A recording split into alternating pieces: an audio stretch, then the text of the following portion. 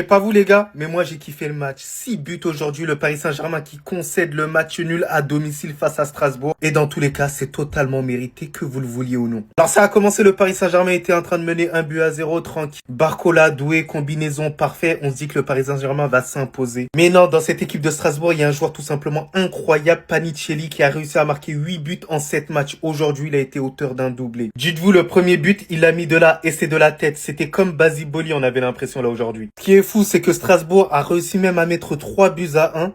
Et au final, il y a eu remontada du Paris Saint-Germain. Et qui a forcément débloqué la situation? C'est un Titi parisien du nom de Seny Mayoulou. Franchement, il est incroyable. Imaginez-vous, latéral droit aujourd'hui face à Strasbourg. Sachant qu'il sait aussi jouer milieu relayeur. Il a joué d'ailleurs face à Lille. Attaquant de pointe face au FC Barcelone. Ça montre à quel point lorsque tu es bon sur le terrain, dans tous les cas, tu seras toujours aligné. Il a été buteur en finale de la Ligue des Champions face à l'Inter de Milan. Il a été buteur face au FC Barcelone en Ligue des Champions il n'y a pas très longtemps. Je vous cache pas que je l'ai vu de mes propres yeux et c'était jouissif. Ouais, j'ai kiffé en vrai. Ouais. Et là, encore aujourd'hui, c'est lui qui débloque la situation. C'est l'un des meilleurs Titi parisiens que j'ai vu du côté du Paris Saint-Germain. À noter le très bon match de Warren Zaïre-Emery qui revient de plus en plus en forme et ça fait plaisir. Franchement, j'ai esquissé un petit sourire. Faire très attention à Chevalier. Attention Chevalier. Là, on va revenir sur une vidéo. J'apprécie énormément le gardien. Mais je suis désolé sur cette action-là. Ça doit être arrêt pour lui. Et d'ailleurs, même sur le premier but, pour moi, il doit mieux faire quand même. Mais bon. En tout cas, il a toujours le bénéfice du doute. On espère qu'il reprenne en confiance. Mais sinon, en vrai. Ah non, les gars, j'oubliais. L'Olympique de Marseille peut passer devant Strasbourg. Et le Paris Saint-Germain est terminé leader la famille. Attends. Montre combien, alhamdoulilah. C'était pas trop demandé. Un vrai match, laissez les trêves. Mais c'est quoi ce match de fou pour la reprise? Avec ce PSG qui ne lâche pas le morceau, mais qui est quand même tenu à l'échec à domicile. Passant notamment par les pieds de ce monsieur, Panicelli. Que dis-je, le meilleur buteur de Ligue 1 actuellement. Fourni en premier lieu par cette folle passe du frère de Désiré Doué. Que celui-ci va reprendre par la tête et terminer. Réponse à Désiré Doué, qui à la base aujourd'hui pour son retour délivre la première passe D de son côté. Le temps passe vite, à ce soir c'était la story qui était postée. Les frérots se sont répondus en même pas 20 minutes. Strasbourg qui enchaîne, notamment grâce à ce crack. Barco, mais qu'est-ce qu'il est fort. On pensait le break fait. Au bout d'un moment, Strasbourg menait 3-1 le Paris Saint-Germain. Et à l'extérieur, un PSG totalement mis en difficulté par ses recrues estivales. Notamment un Chevalier qui laisse passer le 2-1 mais tellement facilement. Zabarini, mais c'est pas le pire quand vous voyez Beraldo. Gonzalo Ramos prend quand même ses responsabilités et vient convertir ce penalty. Et à la fin, et j'ai bien évidemment gardé le meilleur pour la fin, Mayoulou. C'est le Titi parisien le plus fort pour moi de l'histoire. Attaquant de pointe contre le Barça. Milieu relayeur droit contre le LOSC. Latéral droit aujourd'hui contre Strasbourg. Sur une étincelle, c'est lui qui vient marquer le dernier but et vient mettre le match à égalité pour le Paris Saint-Germain. Le sens de la progression, le sens du sacrifice, le sens de sa polyvalence. Avec le PSG, c'est 51 matchs, 9 buts, 5 passes D pour le peu de matchs qu'il a joué. 14 GA. Je pense très sérieusement qu'il va faire une formidable saison. Là on fait le 3. Eh ben ouais, 3-1.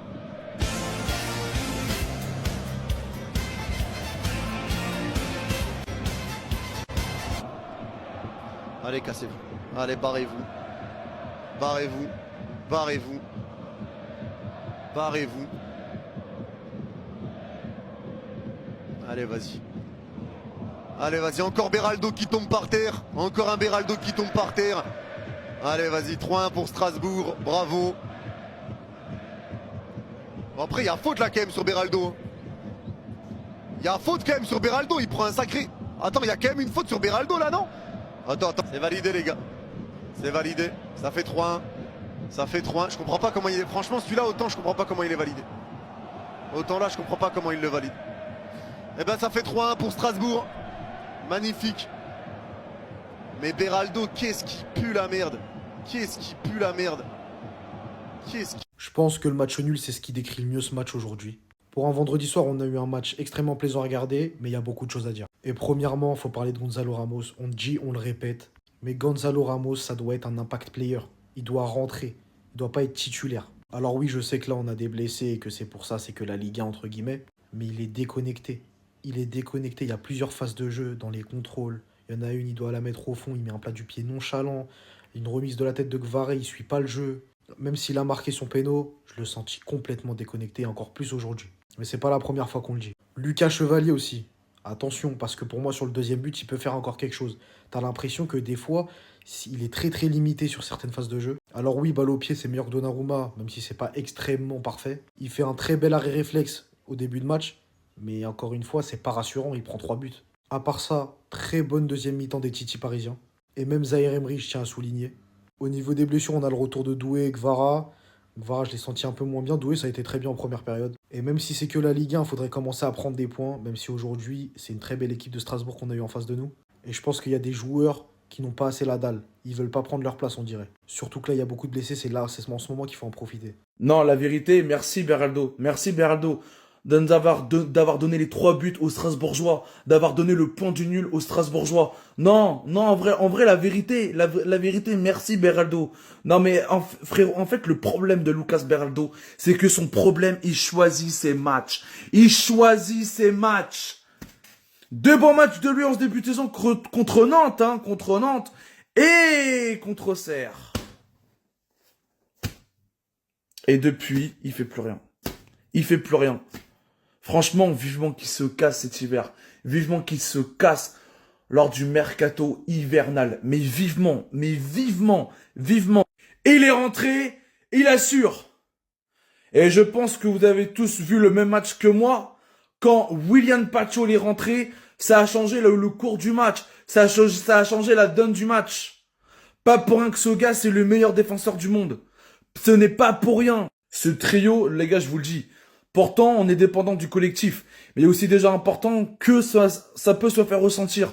Parce que je suis désolé, quand ces 3-là ne sont pas titulaires, ça devient compliqué au milieu de terrain. Parce que en cette fin de première période, on s'est fait bouffer comme pas possible par cette équipe strasbourgeoise. Et c'est ça en fait la vérité. Parce que si ces 3-là, ils auraient été titulaires ce soir, je vous le dis, il y a eu un monde où qu'on ne fait pas un match nul ce soir. Il y a un monde où qu'on gagne ce match. Mais la vérité, je suis dégoûté, voilà, à cause d'une défense qui ont coûté les 3 points. Je suis vraiment dégoûté. Parce que ce soir, que j'ai vu la prestation de ce soir, il y avait la place 1000 fois de prendre les 3 points ce soir. Et de au moins commencer à creuser l'écart sur le deuxième et le troisième. Mais bon. Les gars, c'est bon? On peut ouvrir le dossier chevalier ou pas? Ou bien le FC, laissez-lui du temps, ils vont encore nous casser la tête. Non, parce que là, c'est plus possible. Les gars, c'est plus possible. Tottenham, on n'a rien dit, c'est le premier match. Marseille, tu fais un truc dans le Classico, déjà on le retient. Ça, c'est dur à effacer. Après, face à Lille, Ethan Mbappé. La balle, elle arrive tout doucement, nanana, on dit oui, mais sa vision, elle est... et là, aujourd'hui, Strasbourg. Le but qu'il encaisse contre Strasbourg, le deuxième but, je suis désolé, mais il faut en parler. La balle, elle passe au ralenti à côté de lui. Au ralenti, elle fait comme ça. Il n'arrive pas à lever ses pieds ils sont cloués dans la pelouse, j'ai pas compris. Aucun réflexe, rien. Allez voir le but, je peux pas mettre la vidéo. Allez voir le but, vous allez voir la vitesse de la balle, comment elle passe à côté de lui. Je suis désolé, hein. On va commencer à être dur avec lui parce qu'il faut qu'il comprenne là où il a signé. On n'est plus à Lille. Et le pire, c'est que là, toutes les erreurs qu'il est en train de faire, c'est en Ligue 1. Mais imaginez en Ligue des Champions, ça va être quoi? Si on va en 8e, quart, demi, on fait comment? Donnarumma, on retient sa saison, pourquoi? Parce qu'il a fait une bête de saison en Ligue des Champions. Mais là, c'est des erreurs en Ligue 1. Est-ce que vous êtes sûr qu'il est vraiment gardien? Parce que j'avais vu un reportage, moi, il disait qu'il avait commencé le foot, il était attaquant, ça disait ça. Peut-être qu'il s'est trompé de poste. Et là, va falloir se réveiller, c'est urgent. Ça commence à faire trop de points, là, c'est trop de points, là. Ce championnat risque d'être plus compliqué que prévu. Le Paris Saint-Germain risque de perdre la première place du championnat au profit de Marseille après avoir concédé le match nul 3 buts partout face à Strasbourg. Ah oui, et d'ailleurs, je continuerai de le dire, hein, mais je suis le meilleur TikToker Gambi. Regardez-moi ça. Match nul 61 points, c'était prédit ici. Ah oui, et pour tous ceux qui sont pas encore montés dans le train de l'application Gambi, déjà dépêchez-vous, bientôt le train fermera ses portes. C'est une application 100% gratuite, c'est fun, t'as un classement, t'ajoutes tes amis pour voir qui sera le meilleur au classement. Si tu veux télécharger l'application, n'oublie pas mon code de parrainage, tu gagneras des gambis que tu pourras ensuite échanger en réel. Je sais pas vous, mais vous sentez pas qu'il est en train de passer un palier, le frérot? Il est incroyable. Alors on sait très bien que être Titi parisien, c'est assez compliqué. Surtout que tu joues dans la meilleure équipe au monde, il y a pas mal de concurrence en équipe première. Malgré ça, il arrive à assumer. Ce qui est fascinant sur ce gamin, c'est quoi? C'est que latéral, il est bon aujourd'hui face à Strasbourg. Latéral droit, imaginez-vous. Il bronche pas, il se plaint pas. Sur le terrain, il va chercher les angles de passe assez dangereuses. Vous imaginez, il était en tant que latéral droit, mais il a réussi à s'incorporer quand même au milieu de terrain pour apporter quand même ce surnom-là. On sait que cette façon d'utiliser les latéraux, ça a été énormément popularisé par Pep Guardiola. Donc là, il va éliminer sur l'intervalle 2 joueurs tout d'un coup, mais c'est merveilleux. Je kiffe les passes comme ça, cachées. Ça montre que le joueur, il est tout simplement en confiance. Il ose faire des trucs en équipe première. Il a joué en tant que milieu relayeur à Lille et face au FC Barcelone, il a joué attaquant de pointe. Il sait jouer dans tous les postes, mis à part défenseur central et gardien, faut pas abuser non plus quand même. Quoique, j'aimerais bien voir. Impressionnant, il a marqué face à l'Inter de Milan en finale de la Ligue des Champions. Doué, Kvaratskhelia, Dembélé, Macha Chouette, ils étaient absents face au FC Barcelone. Il était présent, il a marqué.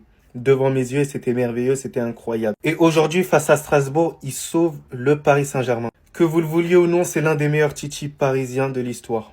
En bien.